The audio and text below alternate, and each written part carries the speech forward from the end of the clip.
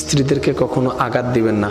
হ্যাঁ, ওরা একটু অবুঝ, ওরা একটু উল্টা বুঝে হতে পারে, কিন্তু সম্পদ তো আপনার।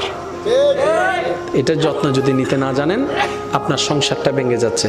আচ্ছা, আপনার না হয় কোনো লাইফ নাই, আপনার স্ত্রীর কোনো লাইফ নাই, সন্তানদের তো লাইফ আছে। তা আপনারা দুইজন যখন ঝগড়া করে ডিভোর্স হয়ে যায়, আলাদা হয়ে যাবেন, আপনারা ভালো থাকবেন, এই সন্তান কার কাছে যাবে? মার কাছে থাকলে বাবা পাবে না, বাবার কাছে গেলে মা পাবে না, তো লাভ কি হচ্ছে? একদিন এই সন্তানদের ভবিষ্যৎও অন্ধকার হয়ে যাবে। তো সেজন্য আমি অনুরোধ করব, এক ছাদের নিচে থাকলে অনেক কিছুই হবে, বুঝে অবুঝে অনেক কিছুই হবে। এত কিছু থাকার দরকার নেই, শুধু একটা হাদিস মনে রাখবেন। স্বামী স্ত্রী যখন এক জায়গায় হয়, কথা বলে, তখন তৃতীয় পক্ষ শয়তান এসে ওখানে ফু মারে, আগুন একটু বাতাস দেয়। স্বামী স্ত্রী যারা আছেন, এই হাদিসটা যদি মনে রাখেন, সংসারে ঝগড়া কমে যাবে। সেটা কি? শয়তান সবচেয়ে বেশি খুশি হয় কখন জানেন? যখন স্বামী স্ত্রীর ভিতর ঝগড়া লাগাই দিতে পারে, শয়তান বেশি খুশি হয়।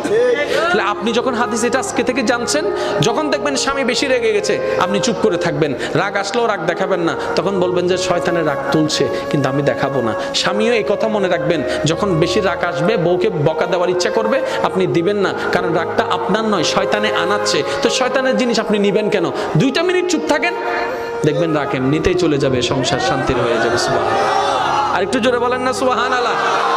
এবার আপনারা বাস্তব প্রমাণ দেখলে বুঝবেন। আদালতের ডিভোর্স আছে না? কম না বেশি? শুধু বেশি না, বহুত বেশি, ঠিক না? যেদিন কেস আছে, সে উজুর কলর হওয়ান কেস আছে, দেখো সবাই নাই নহর, ডাক্তারর, উকিলর, উবের, কোটিপতির তো আরো বেশি আছে। হদ না হদে আই মাইয়ে দিন তো কোটিপতিরা হাতে দ বেশি করে দাও, কোটিপতিরা হাতে কে আইলে হইলে হাতে যায় কোটিপতিতে ড্যাম কি আর এটা তোর মাইয়েরে বিয়ে করিব, 5 দিন বাদে আর গই বিয়ে করিব। এদিন যদি তুই কিছু হইতো যাও, হবে তো তোর মাইয়া তুলে যাও, কেঙ্গা দিবে এটা লাইন নবী হই দে, টিয়া চাই নদ্দু চরিত্র চাই দ। আর তুই নু বুঝি আর বুঝি দিয়ে হন্ডাতন বেশি বেশি আইব। এন্ড এখন আর যৌতুক না, হয়তো গিফট। আবার সদুনো তোলা দৈন্য আছে তো গিয়া উইতেরও পারি মিদি তো মাইয়ের বহুত কিছু দিয়ে গিয়া তোমার কিছু ন দে সদু নাই হান ফরা দে আছে না নাই?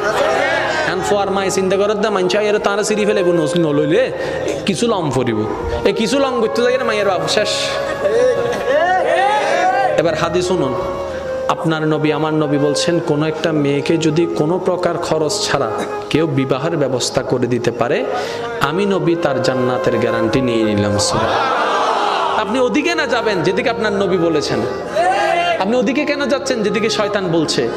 তো সমাজ চলে গেছে, কিন্তু আমি যেতে পারবো না, কারণ আমার কবরে আমাকে একা থাকতে হবে, আমার আল্লাহকে আমার একাই জবাবদিহি করতে হবে। তখন এই সমাজও আসবে না, এই পরিবারও আসবে না, এই আশেপাশের মানুষগুলা বলতে আসবে না। সেজন্য আমার যুবক ভাইরা বলেন, বিয়ের সময় কি কোনো যৌতুক নেওয়া চলবে?